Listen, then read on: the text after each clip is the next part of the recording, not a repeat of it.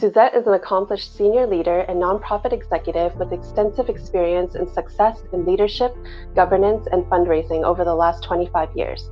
She was appointed the CEO of Markham Stouffville Hospital Foundation in 2007 and continues to lead the team in their mission to raise funds and awareness for Markham Stouffville Hospital, one of the 3 large community hospitals in York Region. Under her leadership, the foundation has raised more than $115 million to enable the growth of Markham Stouffville Hospital, including doubling the size of the hospital, building a brand new state-of-the-art emergency, expanding its well-respected cancer and breast health clinic, as well as its new expanded diagnostic imaging center, orthopedic center, and opening the first of its kind wellness clinic located in the community to help address the mental health crisis in the province. Welcome, Suzette, and we're so glad to have you with us today. Thanks, Nadia. So this past year has obviously been one of incredible change for all of us. So I'm just wondering, from your experience as a nonprofit and healthcare fundraising professional in particular, what are things that leaders need to do to kind of lead the team through crisis? Well, certainly during COVID and this global pandemic, there's no leadership manual on it, that's for sure. So learning as we go, and I think it's important to have the emotional intelligence to be able to react, to support. But I would say, from my perspective, one of the single biggest changes is with regard to how I've chosen to communicate with all of my key stakeholders, from my staff right through to my big supporters of the hospital. Communications has definitely become much more active.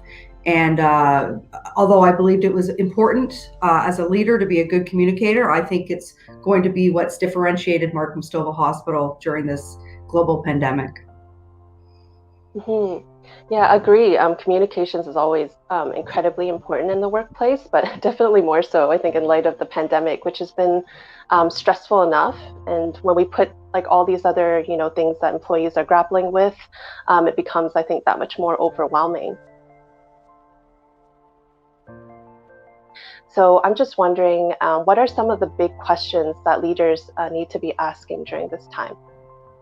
So I've spent a lot more time than I expected I ever would, making sure my team's okay. So some of the big questions that I've been asking are with regard to my team. Do they have the support they need?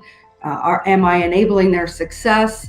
Like most organizations that I know, it's certainly in York Region and the province, we pivoted very quickly at Markham Stouffville Hospital to enable our staff to work remotely and have everything that they needed to do that. But for me, it's not just about enabling them to do their job. It's making sure they have the support that they need to be comfortable working from home, because everybody's circumstances are different. So that's, again, where communications come in, making sure that they have what they need to stay connected, feel connected. And perhaps one of my biggest challenges was making sure I made my team feel fully engaged, even though they're remote.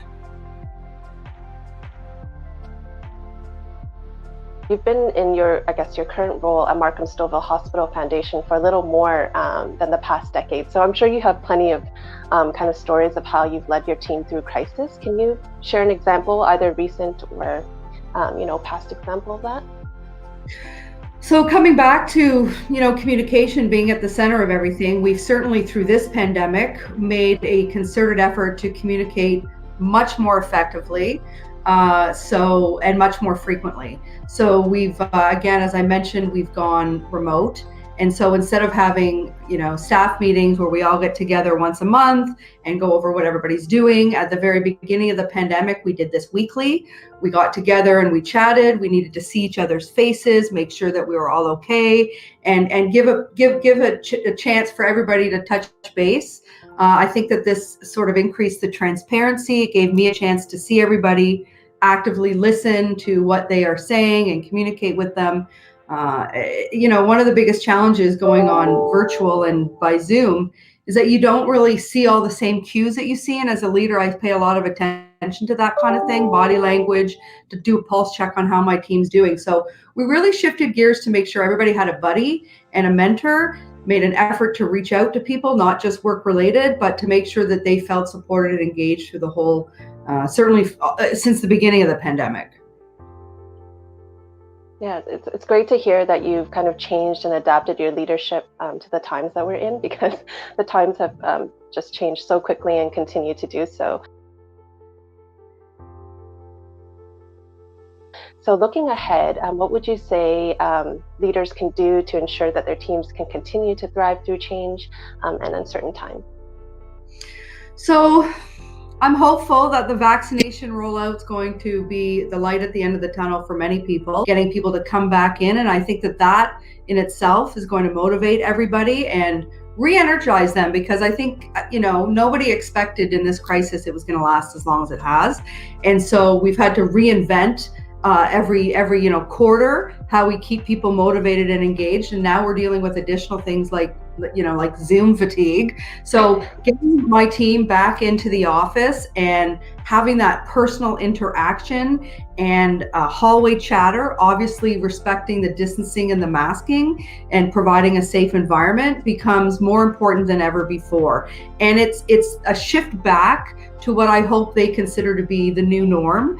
Again, a stable, safe environment for them to come back to. But I hope that we'll end up transitioning back as the vaccine gets more widely rolled out and people can come back to work. And as fundraisers, we're people that love people. We love relationship building. And so we've really missed this face-to-face interaction. So I'm hoping that enabling them to come back in a safe way will continue to energize them to get us through the rest of this pandemic.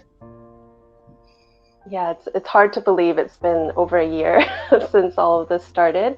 And I'm so glad to hear that there are leaders out there, such as yourself, who are really trying their best to practice compassionate leadership and still run a very effective team, because those things aren't mutually exclusive. And I think you've shown through your experience and insight that you can still do, and you will do amazing work by taking care of your employees and their well-being. So thank you so much, Suzette, for sharing with us today.